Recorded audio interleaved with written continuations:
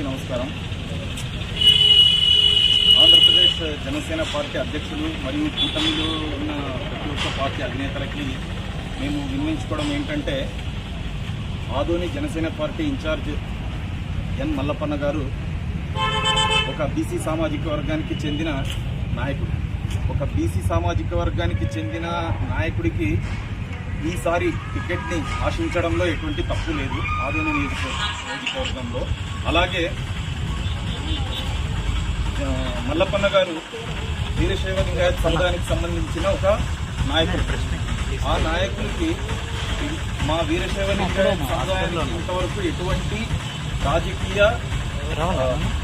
లబ్ధి లేదు మన ఆదోని నియోజకవర్గంలో. ఇంతకుముందు 1955 సంవత్సరంలో మొట్టమొదటిసారిగా ఆదోని అసెంబ్లీకి ఎన్నికైనటువంటి జి బుస్సన్న గారు మా వీరశైవ లింగాయత సముదాయానికి సంబంధించిన వ్యక్తి.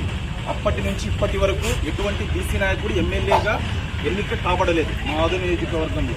ఈసారి పొత్తులో భాగంగా జనసేన పార్టీ ఇన్ఛార్జ్ మల్లప్పన్న గారికి గనక ఆదోని ఎమ్మెల్యే అభ్యర్థిగా, కూటమి అభ్యర్థిగా ప్రకటిస్తే ఖచ్చితంగా బీసీ సామాజిక వర్గాలన్నీ కలిపి, అలాగే మా వీరశైవ సముదాయానికి కలిసిన వాళ్ళందరూ కలిసి ఆయన్ని గెలిపించుకోవడానికి సిద్ధంగా ఉన్నారు.